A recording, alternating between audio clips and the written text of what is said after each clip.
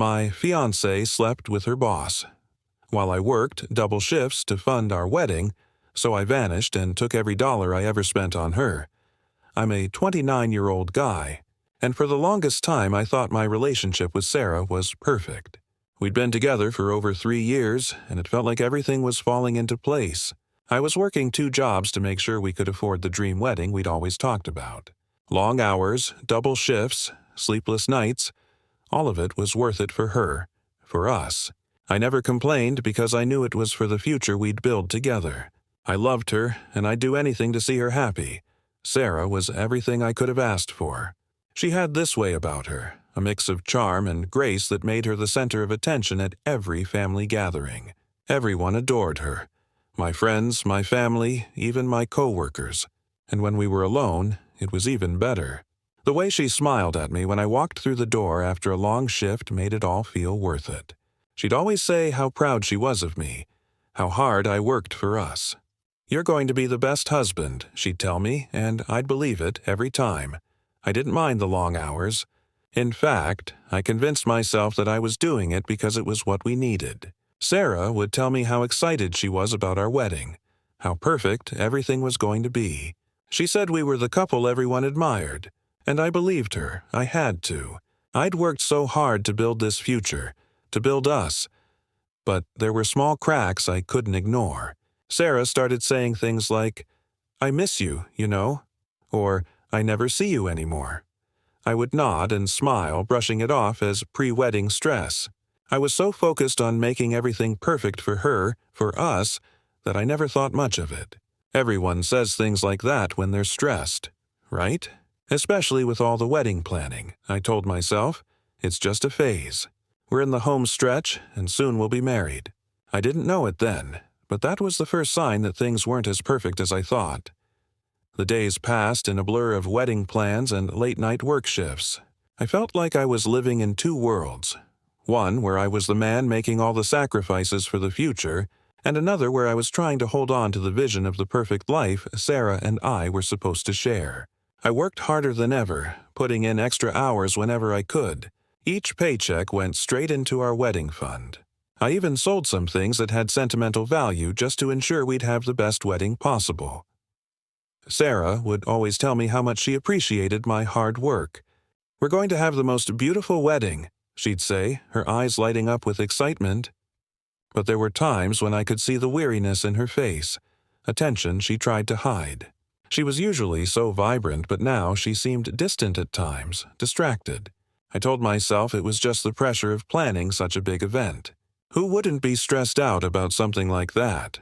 She started staying late at the office more frequently, coming home exhausted and distracted. It wasn't unusual for her to bring work home, but it began to happen more and more.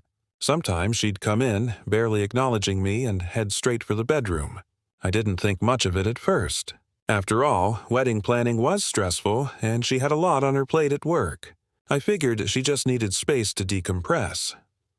One evening, when I came home late from a shift, I found Sarah sitting in the living room, staring at her phone. She barely looked up when I walked in. "Hey, you all right?" I asked, hoping to break the tension I felt between us. She looked up quickly, a faint smile on her face. "Yeah, just a lot going on." I nodded, brushing off the uneasy feeling that crawled up my spine. "I'm sorry I've been working so much. I promise once the wedding's over, we'll have more time for us." She nodded, but there was something in her eyes, a flicker of something I couldn't quite place. I told myself it was nothing. After all, she was just tired. We both were. But the more time I spent working to make everything perfect, the more I began to sense a distance between us that I couldn't explain. It was subtle at first, just little things. Sarah not being as affectionate as usual, avoiding conversations about the future, or giving short answers when I asked how her day went. I ignored it. I had to. I couldn't afford to let my mind wander, not when we were so close to making our dream a reality. The wedding was just a few weeks away, and I was running on fumes. Long shifts at work, endless meetings with vendors, coordinating with family. I could barely remember the last time I'd had a full night's sleep. But it didn't matter. Every tired bone in my body told me it was worth it. I was doing this for us, for the future we'd always dreamed of, Sarah, on the other hand, seemed more distant than ever. It started with little things. I'd come home late and she'd be on her phone, staring at it, barely acknowledging me. When she did talk to me, her responses were short, distracted. I tried to tell myself it was just stress. Who wouldn't be on edge with the wedding coming up? But then one night, after a grueling double shift, I came home and found Sarah pacing in the living room. It was nearly midnight, and she was still in her work clothes, her hair pulled back into a messy bun. She barely looked up when I walked in. "Long day?" I asked, trying to keep my voice light. She nodded, but didn't meet my eyes. "Yeah, just a lot going on at the office. You know how it is," I frowned. "I'm sorry, babe. I know I've been working a lot, but I swear, once the wedding's done, we'll have more time for us. I promise." She gave me a weak smile, but it didn't reach her eyes. "I know, it's just hard, you know. I miss you. I miss us." Her words hit me hard, but I brushed them off. I figured she was just stressed. After all, we were both in the final stretch. A little tension was normal, right? But then I started noticing her behavior more and more. Sarah began staying late at work more often, coming home late and exhausted. And when she did come home, she was on her phone texting someone, always with her screen angled away from me. It was subtle, but I couldn't shake the feeling that something was off. One night, I decided to try and confront her about it. I was tired of ignoring the nagging suspicion that something wasn't right. When I asked her about it, she was quick to deflect. "You know it's just work," she said, her voice a little too defensive. "I've just been busy. It's nothing." But the way she said it, the way she wouldn't look me in the eye, made me question everything. I wanted to believe her. I had to. We were so close to the wedding. Everything was supposed to be perfect, but something was gnawing at me. I couldn't ignore it anymore. It wasn't until the night I stumbled across her phone that the truth finally hit me. I know it sounds reckless, but the nagging feeling inside me had grown unbearable, and I needed to know for sure. Sarah had been in the bathroom for longer than usual, and her phone, sitting on the kitchen counter, buzzed twice in a row. I told myself I wasn't going to look. I had no right? But my hands were shaking, and before I could stop myself, I picked it up. The screen lit up with a message from Tom, her boss. My heart dropped in my chest. The message read, "Can't wait to see you tonight. I miss you so much. You're all I think about." I froze. My mind raced. Tom, her boss? I quickly opened the conversation, my hands slick with sweat as I read through their exchange. It was worse than I imagined. The messages were filled with flirtation, longing, and intimate plans to meet up. I felt like I'd been punched in the stomach. I couldn't breathe. I never wanted to believe it, but there it was, right in front of me. The woman I'd been working myself to the bone for, the woman I'd given everything to, had been lying to me. She wasn't just tired. She wasn't just stressed. She was cheating. When Sarah came back into the room, I didn't know what to say. The silence between us was suffocating, and I just stared at her. She saw the phone in my hands, and her face immediately changed. The color drained from her face. For a moment, there was panic in her eyes, but then she quickly masked it with a forced smile. "Is there something wrong?" she asked, trying to sound casual, but the tension in her voice was obvious. I couldn't speak. I just held up the phone. The screen was still open to the messages, but she didn't need to see it again. She knew. She knew what she'd done. Her eyes flickered to the phone, and her smile faltered. I can explain." I shook my head, unable to form words. All I could do was watch as her defenses crumbled. The truth hung in the air like a storm cloud. My mind was racing. My heart was pounding. I wanted to scream. I wanted to shake her and demand answers. But instead, I stood there, numb, as she stammered through her apology. "I didn't mean for it to happen, okay? I swear, it was just a mistake. We were just talking.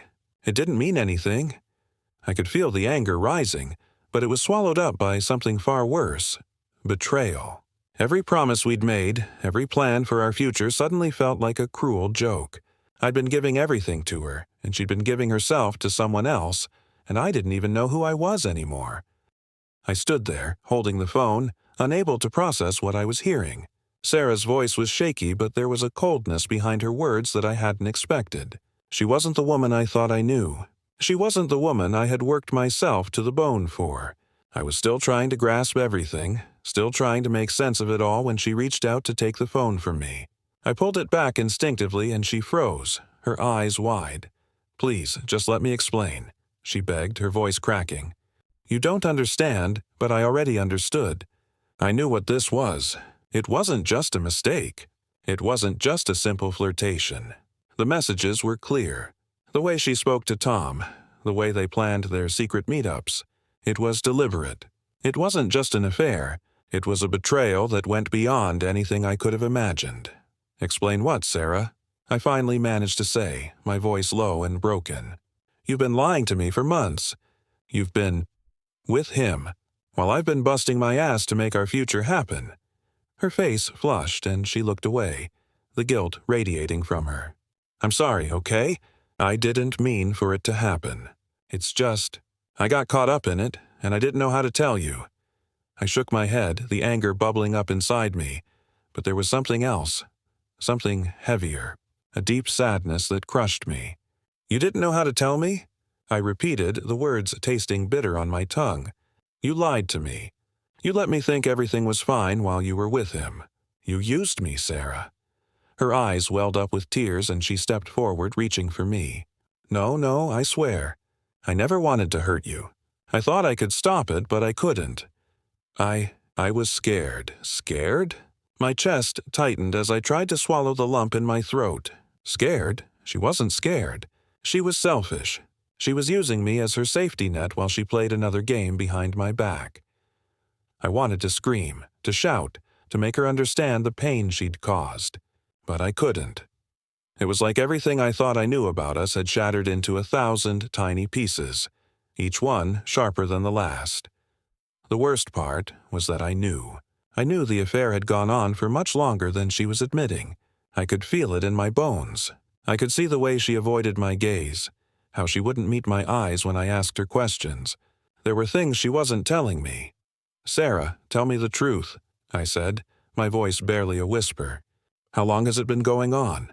She hesitated for what felt like an eternity before finally admitting, "A few months. Since before we got engaged." My heart felt like it stopped beating. A few months? That was around the time I had started working even longer hours, convinced that everything was fine. All the time I thought we were building something together. She was with him, betraying me. I couldn't breathe. The room felt like it was closing in on me. I took a step back, feeling the ground beneath me shift. "I can't do this," I said, my voice breaking. "I can't do this anymore." I didn't wait for her to say anything. I just walked out the door, leaving her standing there, crying and begging. But there was nothing left for her to say. She'd already said it all. The door slammed behind me, but the sound didn't feel like a release. It felt like the final nail in a coffin I wasn't ready to bury. I didn't know where I was going, didn't care. All I knew was that I couldn't stay in that apartment, couldn't look at the place where we'd planned our life together. Every corner seemed to hold a memory of a lie I wasn't sure I'd ever be able to untangle. I drove aimlessly, not sure where I was heading.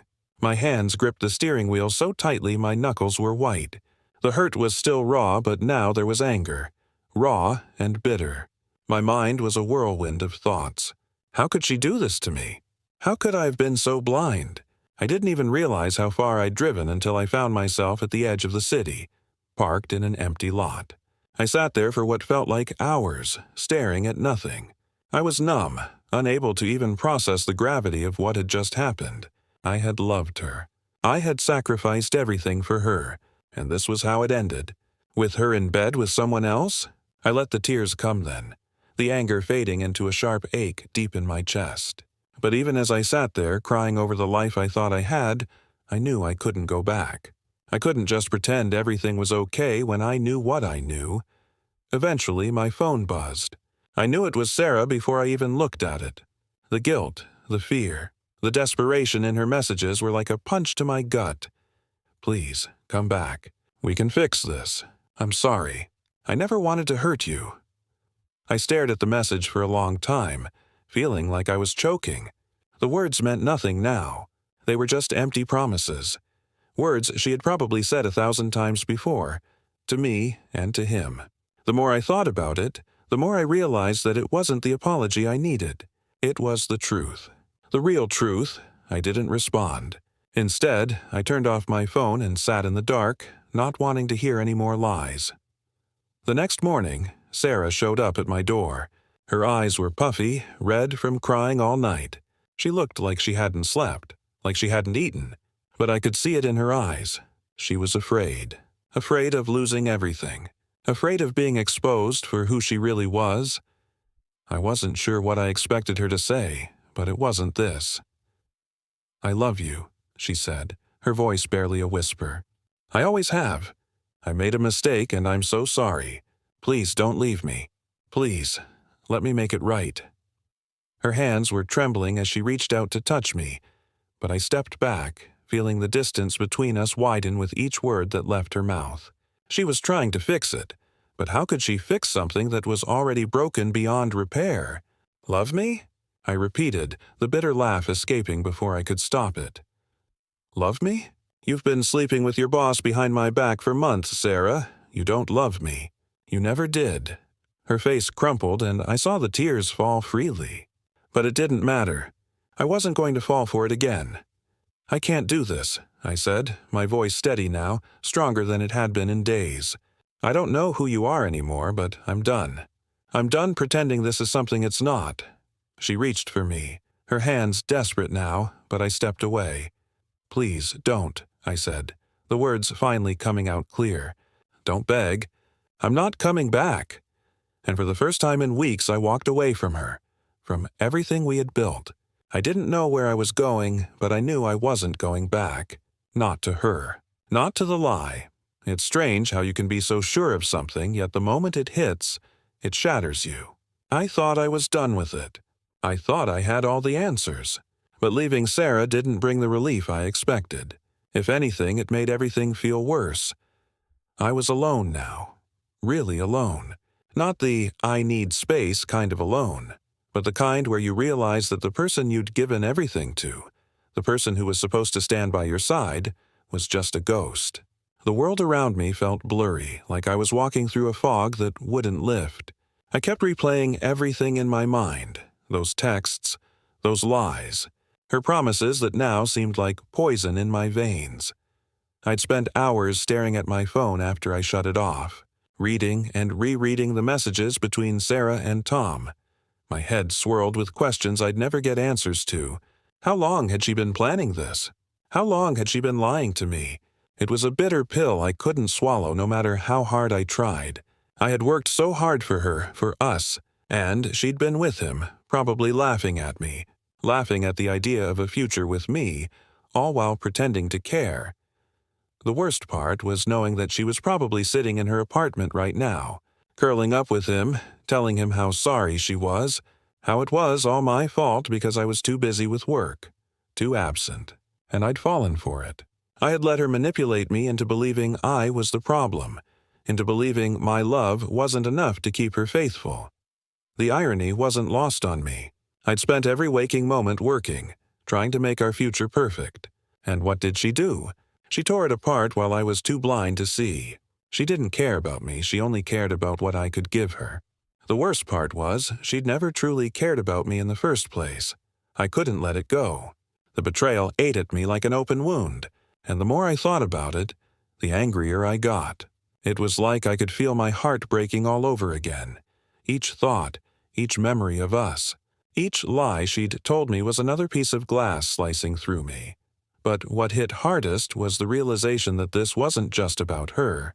It was about the years I'd wasted, the years I'd spent believing that the love we had was real. I wasn't angry at her anymore. I was angry at myself. Angry that I let myself be so blind, so foolish. I'd let myself become a fool for her lies. My phone buzzed again. I looked at the screen, and there it was. Another message from Sarah. She didn't give up easily. The text was simple. "I'm sorry. I love you. Please talk to me." But I couldn't even bring myself to open it. Instead, I threw my phone across the room, watching it land with a sickening thud. The pain was so much more than just betrayal now. It was everything I had built up with her, everything I'd given, and now nothing felt real. I knew deep down that I'd never forgive her. I couldn't, and for the first time, I felt the weight of what it meant to truly be free. But there was a cold emptiness that followed that freedom. What now? Where did I go from here? I don't know when it started, this feeling of something dark creeping inside me, but once it did, I couldn't ignore it. The hurt and betrayal didn't just sit there in my chest anymore. It festered. It was an ugly, gnawing kind of anger, a hunger for justice that no apology could soothe. I had always been the good guy, the one who worked hard, who loved deeply, who believed in loyalty above everything else. But now I wasn't sure who I was anymore. My world had been flipped upside down, and I was left picking through the pieces of a life I thought was mine. And in the middle of all that chaos, there was one thought that burned brighter than all the rest. I'm going to make her pay. I know it sounds petty, vindictive even, but this wasn't just about revenge. It was about regaining the control she had taken from me, about making sure that when this was over, she would be the one who had to face the consequences of her actions. Not just the affair, but the lies, the manipulation, everything. She thought she could take me for granted. Well, I was going to show her exactly what happens when you play with someone's trust. I started small at first. It wasn't anything too dramatic, just a little thing here and there to get my feet wet. I began by looking through the bank statements, digging through old receipts, everything I had spent on her since the day we got engaged. She wanted to destroy everything we'd built together? Fine, I'd take back what was mine. Every penny. It felt cold, calculating even, but that's what I needed to do. I knew I couldn't just walk away, not until I'd stripped her of the life she thought she was entitled to. She'd taken everything from me, my trust, my time, my love, and in return, I was going to take back what I had rightfully given. Then I remembered the wedding fund. She didn't just spend my money. She'd been living off of it, using my hard work as her own personal safety net. I had been looking for a way out of the tangled mess of emotions, and this was it. It wasn't about the money, not really. It was about showing her that I wasn't some fool she could walk all over. I called the wedding vendors one by one, starting with the photographer. I didn't care that it would cause chaos. I didn't care that it would make me look like the bad guy. What mattered was taking back the deposits, getting back everything I could before she had a chance to run off with it. She had planned her escape, but I was going to make sure she didn't get away with anything. The more I did it, the more I felt the power return. It wasn't just about the money. It was about control. About making her see that I wasn't going to just let her walk away from the wreckage she caused. No, this time I was the one calling the shots. Then, as if it was meant to be, I got a call from Sarah. She left a voicemail, but I didn't listen to it right away. I knew what it would be. A plea. A begging for forgiveness. But I wasn't ready to hear it. Not yet. I wasn't ready to forgive. Not when I still had so much to take back. And that's when it hit me. I wasn't just planning revenge. I was building something new. I wasn't the man I had been a month ago, the man who worked himself to the bone for someone who didn't deserve it. I was someone else now, someone stronger, someone who knew exactly what needed to be done. And I was going to make sure Sarah knew that too. The days that followed felt like a blur. The more I took back, my money, the deposits, the wedding funds, the more I started to feel in control again. For the first time in a long time, I wasn't just reacting. I wasn't just hurt or confused. I was taking action. But even as I watched everything unfold, I knew it wasn't enough. I needed more distance, more time. I needed to disappear. So I did. It wasn't planned at first. It wasn't some grand gesture of revenge, but the moment I made the decision to leave, it felt like the only logical choice. I had nothing left there. No home, no life. Sarah had taken that from me piece by piece, and I was done. I wasn't just walking away from her. I was walking away from the version of me that had been willing to forgive her, the version of me that still believed in the us we'd once dreamed about. That man was gone. I didn't tell anyone. Not my friends. Not my family. No one knew where I was going, and I didn't want them to.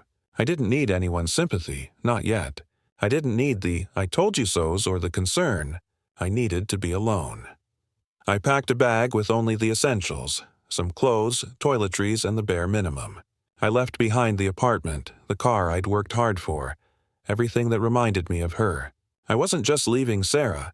I was leaving behind the life I thought I had. I was breaking free. Before I left, I took one last look at the apartment. It was empty now, the place where I'd spent so many nights working, planning, dreaming. It didn't feel like my home anymore. It felt like a trap. And then I drove. Just drove. I didn't have a destination in mind. I just needed space to think, to breathe. The road stretched before me, and for the first time in months, I didn't feel like I was running on empty. I felt lighter. It was as if with every mile I put between myself and her, the weight in my chest started to ease. The anger, the hurt, it was still there, but it was distant. It was fading. I stayed in a small hotel for a few days, not talking to anyone, not even answering my phone. Every time I looked at it, I saw the missed calls and the texts from Sarah begging me to come back. Please, I love you. Please don't do this. I made a mistake, but I didn't need to hear it. I didn't want to hear it. The silence was the loudest thing I'd ever experienced, but it was the kind of silence I needed. The kind of space where I could think, where I could breathe without the constant reminder of her lies, her betrayal. I started to realize that I didn't need her to apologize. I didn't need her to explain herself. What I needed was closure. And for the first time, I felt like I was getting it. But even as the days passed, I couldn't help but think about the life I had left behind. I thought about the wedding we had planned, the vows I had been ready to say, the future I had dreamed of. And I felt something I hadn't expected, the sting of finality. This wasn't a chapter closing. It was a book I had no intention of picking up again. It was the last thing I ever expected to feel. Satisfaction. In the days following my disappearance, I had time to think, to truly reflect on everything that had happened. And I realized that while I'd taken the first step toward freeing myself from Sarah, there was still something missing. I'd walked away from the wreckage, but I hadn't truly let go of the anger. Not yet, not fully, so I did what I knew had to be done. I started making a plan. It wasn't about revenge, not in the way people typically think. It wasn't about doing something dramatic to humiliate Sarah or tear her down. It was about taking back what was mine. Every penny, every ounce of time, every drop of energy I had poured into that relationship, it all had to be reclaimed. I'd given everything to her, and now it was time for me to take it back. I started small, calling up the wedding vendors and canceling everything. The photographer, the venue, the florist. One by one, I walked through it all, getting back every deposit, every dollar. I wasn't just reclaiming my money, I was taking control of the narrative. This wasn't about her anymore. It wasn't about the wedding. It was about me. About what I had invested, about what I had sacrificed. And I was done letting it slip through my fingers, but it wasn't just about the wedding. I thought back to the days I'd spent working overtime, missing family events, missing us, every cent I'd spent on Sarah's gifts, our vacations, everything I had given to her. There was a number to it, a total, and I knew exactly how to get it back. I sold the engagement ring. I had to, even though it felt like I was severing the last connection to a time when I thought we were happy.